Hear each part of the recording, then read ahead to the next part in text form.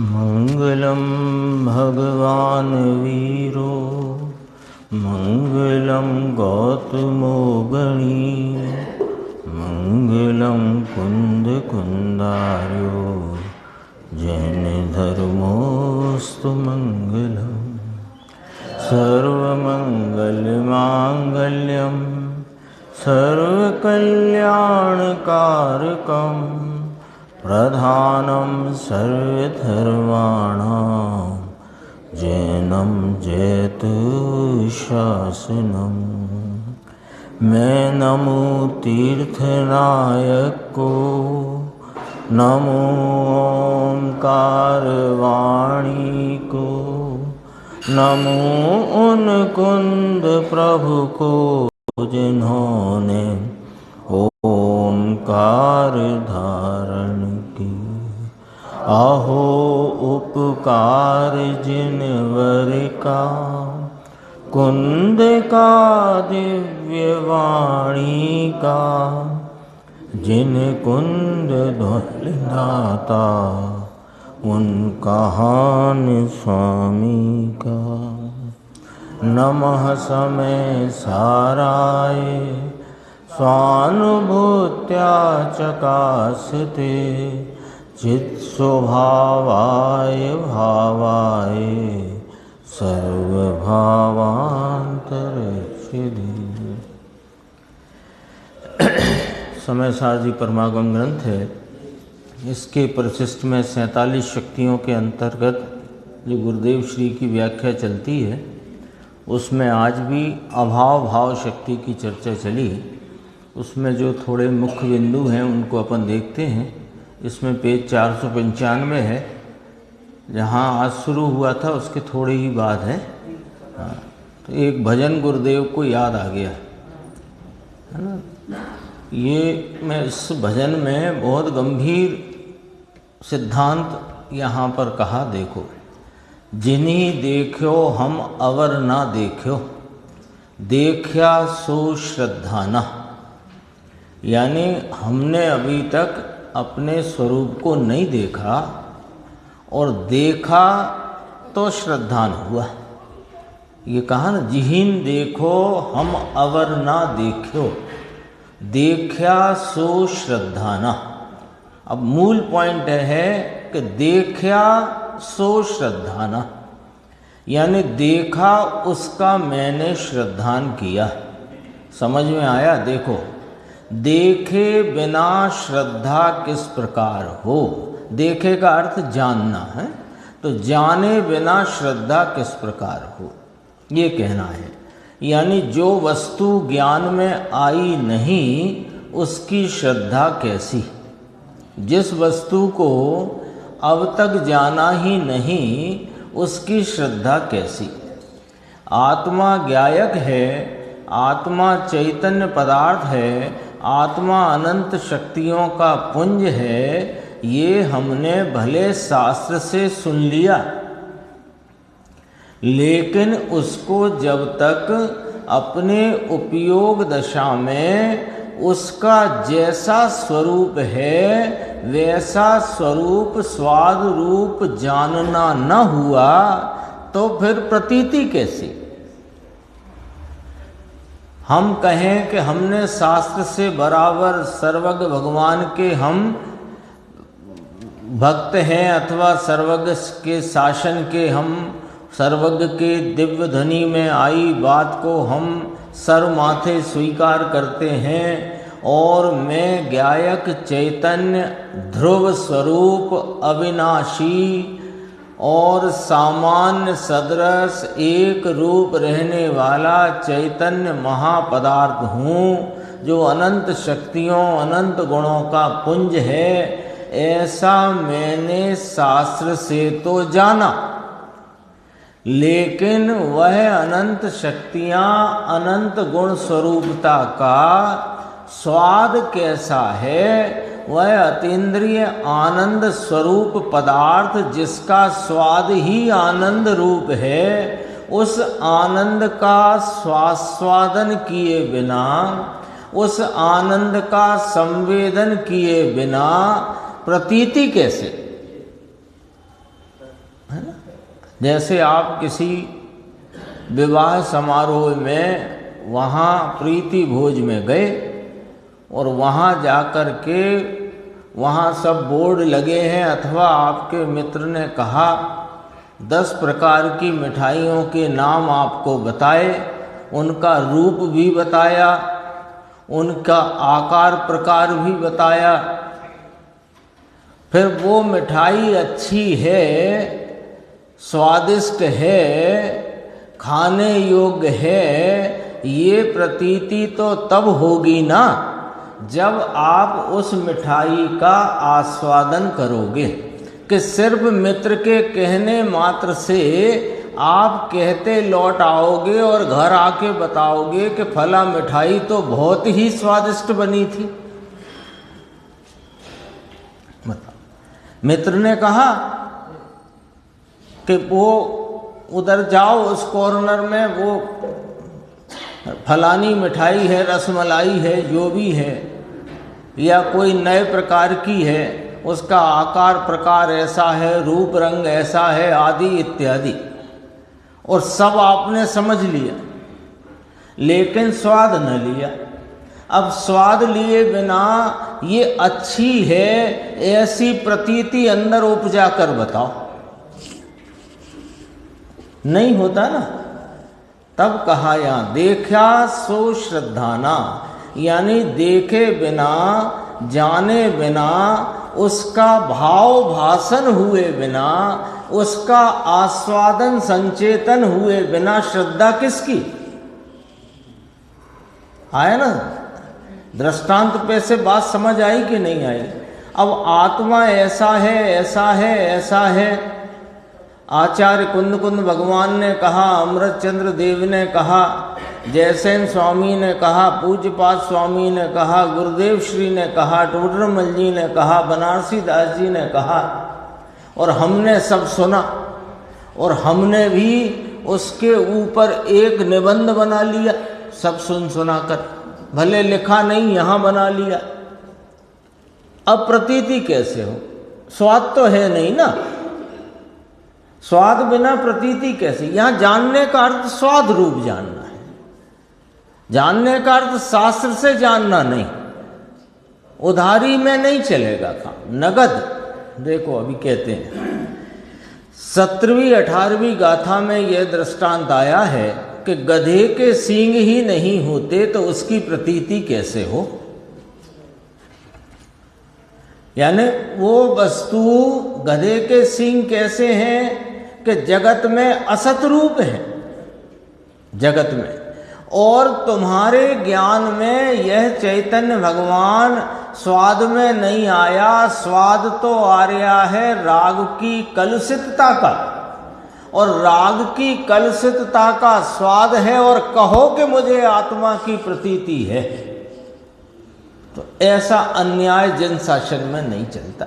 ये वाली बात कही। देखो होए उसको, देखो होए वह जानने में आए, जानने में आए उसकी प्रतीति हो।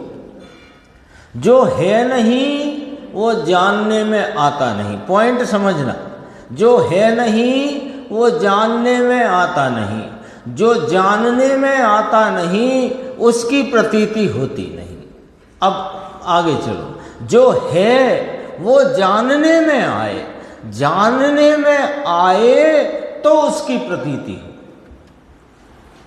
ये वाली बात है। देखो इसी प्रकार भगवान आत्मा ज्ञान की पर्याय में ज्ञात होता है, क्षयोपशम ज्ञान नहीं। क्षयोपशम ज्ञान यानी मन इंद्रिय के अवलंबन से वर्तती ज्ञान की जो बहिर्मुख दशा है, उसमें यह चैतन्य परमात्मा जानने में नहीं आता। ये तो मन इंद्रिय के अवलंबन बिना का उपयोग का वर्तमान परिणाम जो सीधा आत्मा को विषय करता है, उस ज्ञान की पर्याय में यह भगवान आत्मा अपने अनंत गुणों की निर्मलता के स्वाद सहित जानने में आता है। श्रद्धा की पर्याय में श्रद्धान में आता है। जाना ही नहीं तो श्रद्धान किसे करे? श्रद्धा तो अंधी कही आगम में,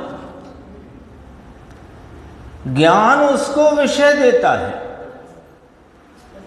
ज्ञान जिसको क्या है कि कैसे होता है ज्ञान में विषय? आत्मा आस्वादता हुआ ज्ञान उस आत्मा को जानता है। तो श्रद्धा कैसे काम करती है कि जब ज्ञान में, विकल्पात्मक ज्ञान में प्रमाण स्वरूप आत्मा को जब जाना, इसको कहा विकल्पात्मक प्रमाण। जब विकल्पात्मक ज्ञान में आत्मा को निर्णय पूर्वक जैसा है वैसा जाना, तो जान करके उपयोग ने उस आत्मा का आलम्बन लिया। मन इंद्री का आलम्बन, निमित्तों का आलम्बन, राग का आलम्बन, अरे एक समय की पर्याय का भी आलम्बन छोड़कर जब इस ज्ञान ध्रुव स्वभाव आत्मा को विषय किया, तो वो जैसा तुमने अपने विकल्पात्मक ज्ञान में निर्णय रूप जाना था, वैसा यहाँ आस्वाद रूप अनुभव प्रमाण हुआ। जब वो अनुभव प्रमाण हुआ तो वहाँ श्रुत ज्ञान में इस प्रकार का प्रत्यवी ज्ञान उदित हुआ कि ये मैं ही हूँ। और उस प्रत्यवी ज्ञान उदित होने पर उस स्वाद रूपता पर, जैसे बताई आपको मित्र ने कि वो रसमलाई है, बहुत मुलायम है और सफ़ेद पीली आदि इत्यादि, तो वो सब जानकर आप उधर को गए और जाकर के देखा कि अरे ये ही रसमलाई है, और स्वाद लिया और स्वाद लेते ही ये रसमलाई है। ऐसे ही उस आत्मा को विकल्पात्मक प्रमाण में जानकर उसको विषय बनाया, तो वो जैसे ही उसका आस्वाद उपयोग दशा में हुआ, तो वो श्रद्धा उसमें प्रत्यवी ज्ञान ने यह इस प्रकार उदित हुआ प्रत्यवी ज्ञान कि ये आत्मा ही है। तो श्रद्धा ने अंगीकार कर लिया ये मैं हूं। इसलिए कहा जाने बिना श्रद्धान नहीं होता। देखा उसकी श्रद्धा है, जाना उसकी श्रद्धा है। इस श्रद्धा की पर्याय में अब इसमें घटा देते हैं अभाव भाव शक्ति। इस श्रद्धा की पर्याय में क्षयोपशम की जो कमजोरी है क्या कि अभी छायक का अभाव है, परंतु अभाव भाव शक्ति के कारण छायक होगा ही। ये गजब काम करते हैं। यानी छायक के लिए वो दर्शन मोहिनी क्षय होगा तो छायक होगा, ऐसी दरकार ही नहीं इस आत्मा को, इस आत्मा के किसी भी परिणाम को। कल अपनी स्वाध्याय चली थी ना, तो एक प्रश्न आ गया था कि निमित्त से तो कह सकते हैं, तो निमित्त से कहो बराबर है, पर निमित्त से कहते हुए निमित्त से मानो तो मिथ्यात्व है।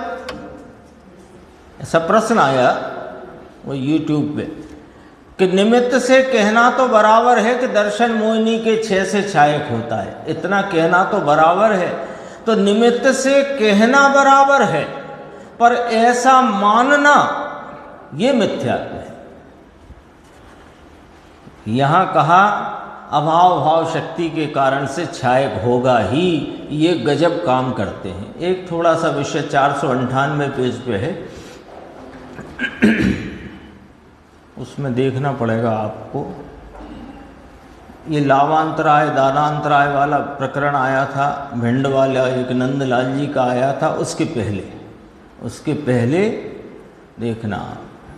बीच में गुरुदेव ने ये भी कहा लोग स्वाध्याय करते नहीं, शास्त्र का आगम का क्या अभिप्राय है उसे अपनी दृष्टि में लेते नहीं और अपनी दृष्टि आगम में लगा देते हैं। और देखो ये कहा है, देखो ये कहा है, देखो लिखा है कि नहीं लिखा, देखो लिखा है कि नहीं लिखा कि दर्शन मोहिनी के उदय से इस जीव को मिथ्यात्व चलता है। ऐसा ये आया था, ज्ञानावरणी ज्ञान को आवृत करता है आदि। अपन नीचे आते हैं, देखो तेरे ज्ञान के परिणमन में, एक प्रश्न है ना मुमुक्षु का, तो फिर सुनना किस लिए, उसके ऊपर दो पंक्तियां मिल गई होंगी, हैं 390। देखो, तेरे ज्ञान के परिणमन में पहले इस प्रकार का नहीं था और फिर इस प्रकार का हुआ, तो वह तेरे अभाव भाव शक्ति के कारण से निर्मलता की वृद्धि हुई, सुनने से वृद्धि हुई ऐसा नहीं है। गजब बात है। तो फिर मुमुक्षु ने प्रश्न किया, फिर सुनना किस लिए? जब सुनने से ज्ञान में वृद्धि होती नहीं तो फिर सुनना किस लिए? सुबह से 10 काम छोड़ के भागो, क्यों सुनना, क्यों हमको? देखो, ये तो विकल्प आता है और आए बिना रहता नहीं, परंतु विकल्प और सुनने का दोनों का अंदर निषेध है। देखो, सुनने का विकल्प आता है, आए बिना रहता नहीं, और सुनने की योग्यता प्रमाण में सुनना भी होता है, लेकिन सुनने का और विकल्प का दोनों का अंदर निषेध है। यानी जो ज्ञान के भाव में जो जानने का भाव होता है, वो भाव के लिए न विकल्प कार्यकारी है, न सुनना कार्यकारी है। हाँ, देखो क्या कहलाए, परमार्थ प्रकाश, परमार्थ प्रकाश नाम का ग्रंथ है, उसमें लिया कि भगवान की दिव्य ध्वनि से भी अपने को ज्ञान नहीं होता। अब उसका विरोध करते हैं कि तुम तो कहते हो दिव्य ध्वनि से भी नहीं होता।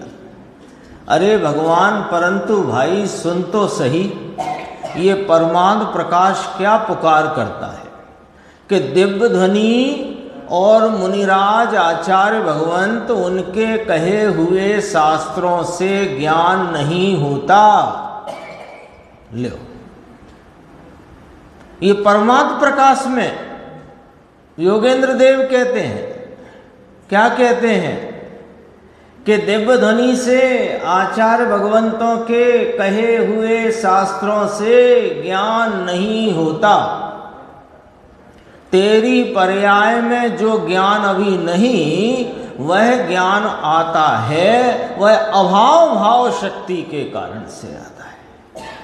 ऐसी बात है, लो ये शक्ति बहुत चली, पौन घंटे चली। अनंत गुणों में ऐसा ले लेना, प्रत्येक गुण प्रत्येक शक्ति के परिणमन में जो परिणाम नहीं है अभी वर्तमान में, वो होएगा भविष्य में। वो भविष्य में होने वाला परिणाम अपने ही द्रव्य की अभाव भाव शक्ति के कारण से होता है। ये गुरुदेव ने घटाया। तो एक सज्जन ने कहा कि 47 में घटाओ, तो गुरुदेव ने कहा अनंत में घटाओ, 47 में ही क्या घटाओ। थोड़ा अपन ज्ञान गोष्ठी का देखते हैं, 2 प्रश्न बाकी हैं इस चैप्टर के। 355 श्रद्धा के दोष और चारित्र के दोष। कल आया था प्रश्न कि श्रद्धा के दोष में और चारित्र के दोष में क्या अंतर है, वो चर्चा अपनी हुई थी। उसमें मूल बात यह है कि चारित्र का दोष अल्प है और श्रद्धा का दोष बड़ा है ना, ये बात थी खास। अब पूछते हैं कि श्रद्धा के दोष और चारित्र के दोष का फल, उसमें क्या अंतर है। तो देखो, जिनेंद्र कथित वस्तु स्वरूप की श्रद्धा से जो भ्रष्ट है, उसकी मुक्ति नहीं होती, और चारित्र भ्रष्ट है, उसकी मुक्ति हो जाती है।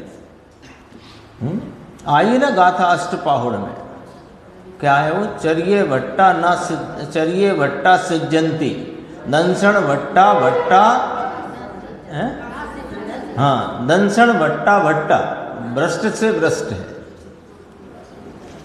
जिनेंद्र कथित वस्तु स्वरूप की श्रद्धा से जो भ्रष्ट है, उसकी मुक्ति नहीं होती। चारित्र भ्रष्ट है, उसकी मुक्ति हो जाती है। इसका कारण, ऐसा कोई को उल्टा लगे, उल्टा लगता है ना, क्यों कि दर्शन नाम श्रद्धा, श्रद्धा से जो भ्रष्ट है वो भ्रष्ट से भी भ्रष्ट है, उसकी मुक्ति कभी नहीं माने, जब तक श्रद्धा सच्ची नहीं तब तक नहीं। और चारित्र से भ्रष्ट है वो मुक्त हो जाता है। लो कैसे, कुछ उसका लॉजिक बताओ कि सुनो, कि जो श्रद्धा से भ्रष्ट नहीं है और चारित्र संबंधी उसको दोष है, तो उसे जो चारित्र संबंधी दोष है उसका उसे बराबर ध्यान है। वो चाहे विषय कसाय संबंधी चारित्र दोष हो, चाहे दया दान पूजा व्रतादि संबंधी चारित्र दोष हो, वो सब ही चारित्र दोष को जानता है कि यह मेरी परिणति में चलता हुआ मेरी कमजोरी का अपराध भाव है, जानता है। अतः वह उसका अभाव करके मुक्ति प्राप्त कर लेता है। और जो जीव भगवान के द्वारा प्रतिपादित वस्तु स्वरूप की श्रद्धा से भ्रष्ट है उसकी मुक्ति नहीं होती। क्यों?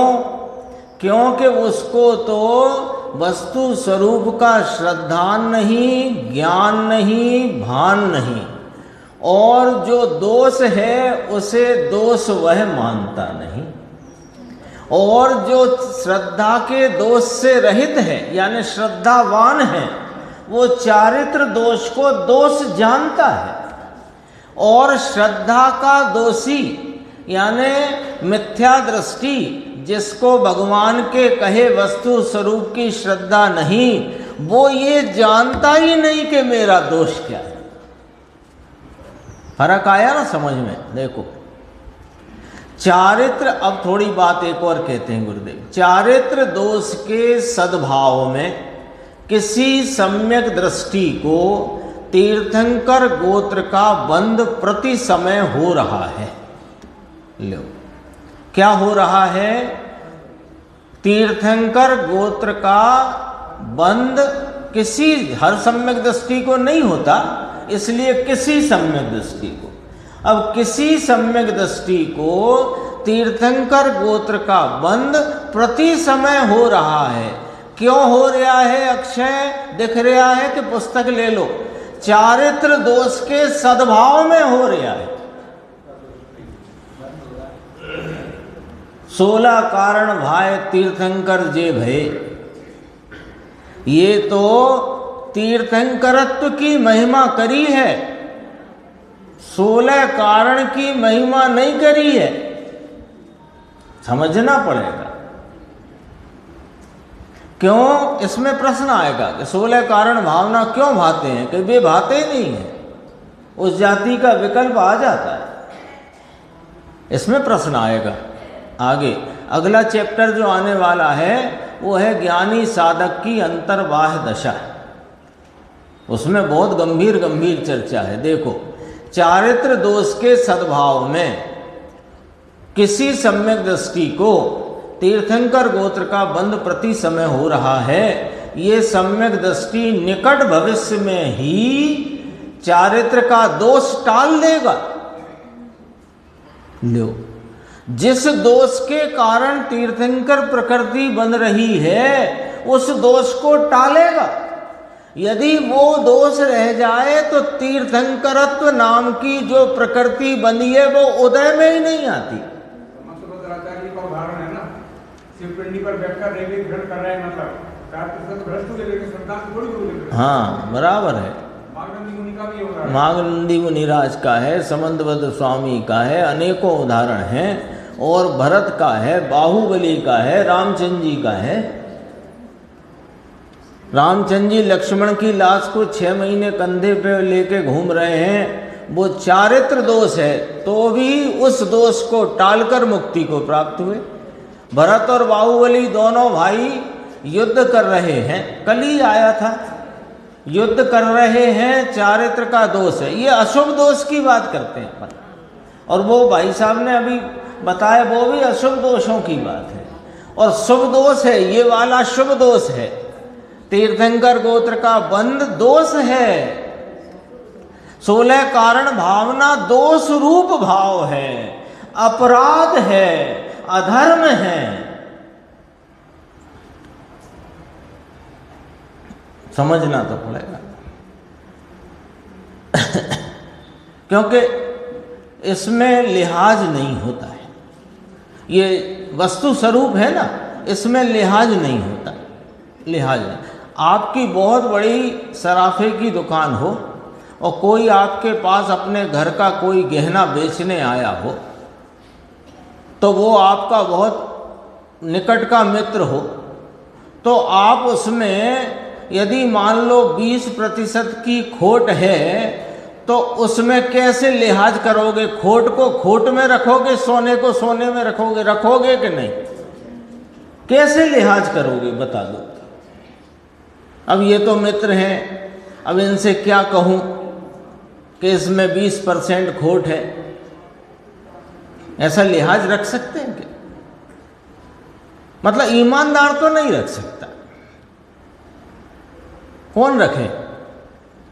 देखो, ये सम्यक दृष्टि निकट भविष्य में ही चारित्र का दोष टालकर मोक्ष लक्ष्मी का स्वामी होगा। एक प्रश्न और है, 5 मिनट में पूरा करते हैं, क्योंकि कल चैत्र सुदी त्रयोदशी अपने महावीर भगवान का जन्म कल्याणक है, और ये पर्व 2600 वर्ष पहले जन्म हुआ था, लगभग बता रहा हूँ मैं। और आज से 90 वर्ष पहले एक और इसी दिन इतिहास जुड़ गया कि हमारे धर्म पिता पूज्य गुरुदेव श्री ने दिगंबरत्व स्वीकार करके ये दिगंबर धर्म का मर्म हम सबको ऐसे दोनों हाथों से लुटाया है और हमें समझाया है। तो उस संदर्भ में, चूंकि बच्चों की कल छुट्टी नहीं है, आज रविवार की वजह से छुट्टी है, तो वो बच्चे अपने कुछ भावनाएं इस पर्व के संबंध में व्यक्त करेंगे। तो मैं ये 5 मिनट में पूरा करता हूँ, फिर बच्चे घूम रहे हैं बाहर, इसीलिए तो मैंने बोल दिया पहले 5 मिनट पहले। जिन शासन और जैन धर्म किसे कहते हैं? देखो, प्रश्न महत्वपूर्ण है। यदि अपन 5 मिनट में चर्चा पूरी नहीं कर पाएंगे तो कल कर लेंगे, लेकिन प्रश्न और इसका उत्तर महत्वपूर्ण है, क्योंकि हम जैन धर्म को मानने वाले हैं, जिन शासन में रहने वाले हैं, तो हमें यह समझना अत्यंत आवश्यक है कि जिन शासन किसे कहते हैं, जैन धर्म किसे कहते हैं। देखो, जिस श्रुत ज्ञान की वीतरागी पर्याय में आत्मा अबद्ध अस्पष्ट स्वरूप अनुभव में आए, उस पर्याय को जिन शासन कहते हैं। अब शाब्दिक अर्थ क्या है पहले वो भी सुन लो। जिन माने केवल ज्ञान को प्राप्त जिनेन्द्र परमात्मा, जिन। सास माने होता है भाषा, सास होता ना, शासन ये नहीं होता मोदी शासन, बीजेपी का शासन, ये शासन नहीं, ये भी शासन नहीं यहाँ पर, और अनुशासन भी यहाँ पर शासन नहीं। समझना बिल्कुल साफ। सास माने होता है भाषा, तो शासन माने उस भाषा में बताया हुआ वस्तु स्वरूप, उसका नाम है जिन शासन, यानी जिनेन्द्र परमात्मा सर्वज्ञ वीतरागी भगवंत, उनके द्वारा बताया हुआ जो वस्तु स्वरूप है उसका नाम है जिन शासन। ये शाब्दिक अर्थ है। अब उसका रहस्य क्या कि जिन शासन में, यानी जिनेन्द्र परमात्मा द्वारा बताए गए वस्तु स्वरूप को जानकर वैसा अपने को आप रूप अनुभव करना, ये जिन शासन कहलाया। तो जिनेन्द्र परमात्मा ने आत्मा का स्वरूप बताया, अबद्ध अस्पष्ट स्वरूप बताया, उसको अनुभव में वीतरागी पर्याय में वो अनुभव में आता है। राग की पर्याय में ये अबद्ध अस्पृष्ट स्वरूप अनुभव में आता नहीं, तो वीतरागी पर्याय में आत्मा अबद्ध अस्पृष्ट स्वरूप अनुभव में आए, उस पर्याय को जिन शासन कहते हैं। जिसमें विकार, अपूर्णता या भेद आए, उस पर्याय को जिन शासन नहीं कहते हैं। लो, जिसमें राग की बात हो, राग में धर्म कहने की बात हो, वो तो जिन शासन हो ही नहीं सकता। और राग का जो भाव शेष है वो भी जिन शासन नहीं है। जिन शासन तो वीतरागी पर्याय को कहा। विकार, अपूर्णता, भेद आए, उस पर्याय को जिन शासन नहीं कहते।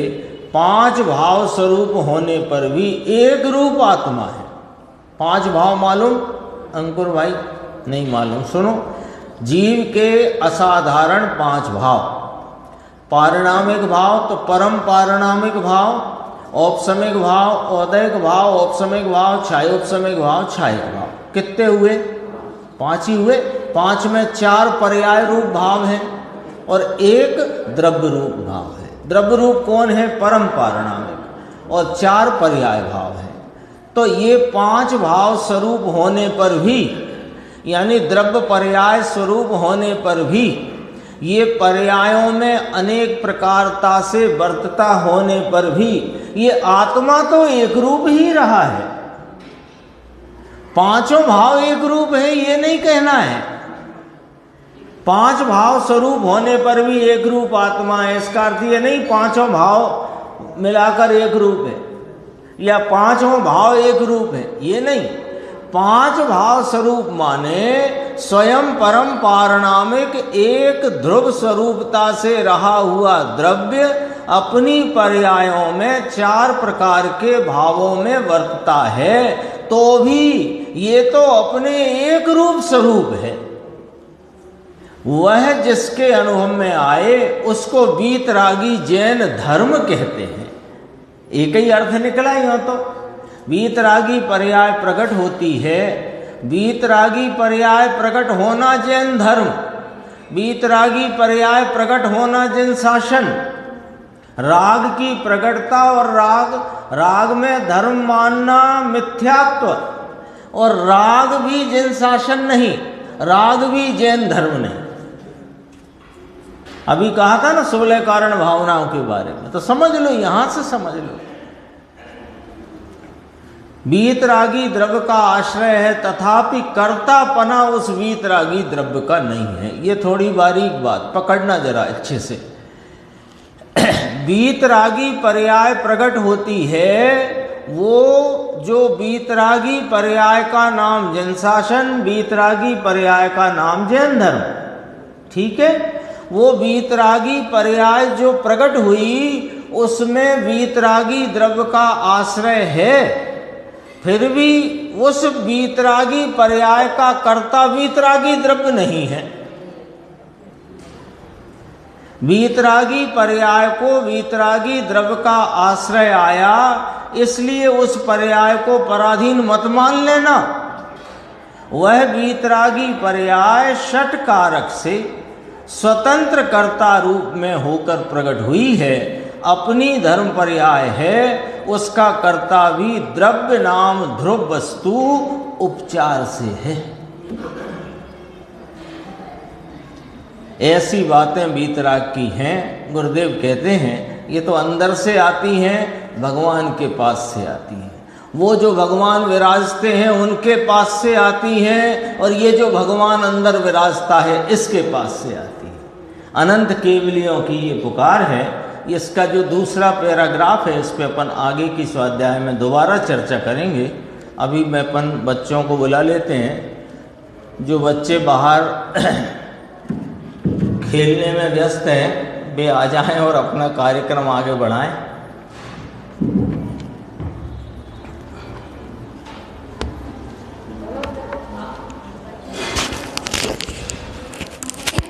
आ गया।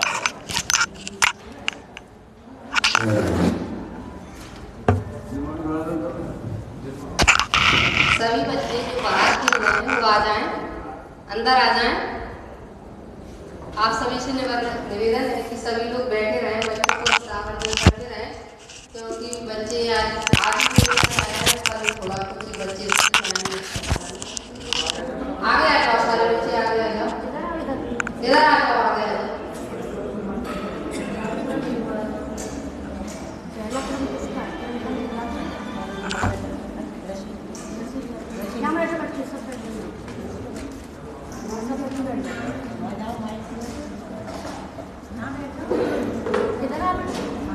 इधर ही आ जाओ सारे बच्चे, यहीं आ जाओ, आ जाओ। रिचल तुम बोलोगे? लो पहले दृष्टि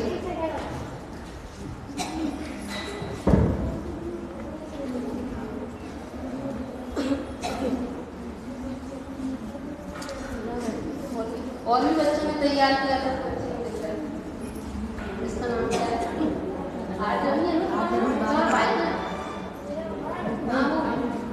उसने भी तैयार किया था ना? पहले मंगलाचरण करके चलो आ जाओ। हाँ बैठ जा बेटा, आज भी बैठ जाओ, सब लोग बैठ जाओ। यहाँ बैठो ना, वहाँ पे बैठो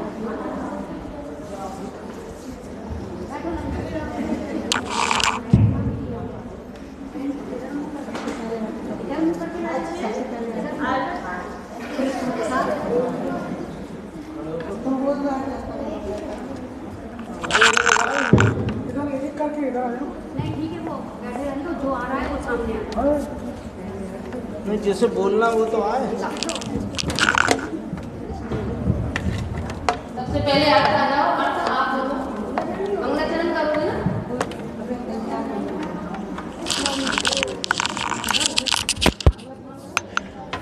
भाई भगवान के बारे में बोलो।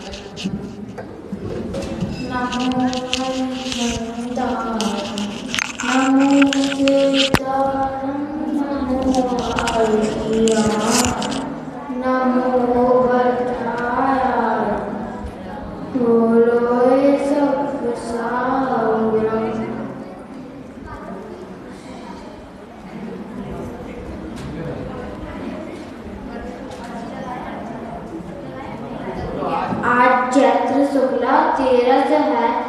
आज महावीर भगवान का जन्म हुआ था। आज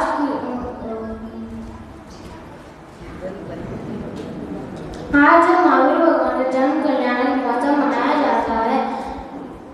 ये उनका अंतिम जन्मदिन था। इसके बाद तो उन्हें जन्म मरण का नाश ही कर दिया था। जन्मदिन उनका ही मनाया जाता है जिनका जन्म मरण का अभाव हो जाता है। वे वीतराग और सर्वज्ञ हो गए थे।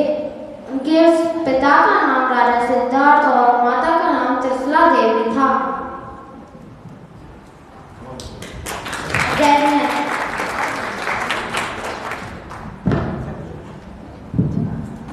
वीर जनेश्वर अब तो मुझको मुक्ति मार्ग बतलाओ।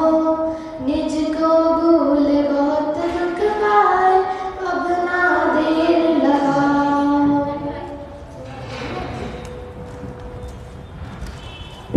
अनादिकाल से मैं अपने आत्मस्वरूप को भूलकर इस संसार में परिभ्रमण कर रहा हूँ। यह तो आप सभी जानते ही हैं कि पाप बुरा है और उसे बुरा जानकर कई बार छोड़ा भी है। यहाँ तक कि सप्त विष्णु का भी त्याग किया, परंतु कभी अपने आत्मस्वरूप में लीन नहीं हुए और अपने आत्मस्वरूप के प्रति आलसी ही बना रहा। कभी भी मैंने अपनी आत्मा को प्राप्त करने का पुरुषार्थ ही नहीं किया।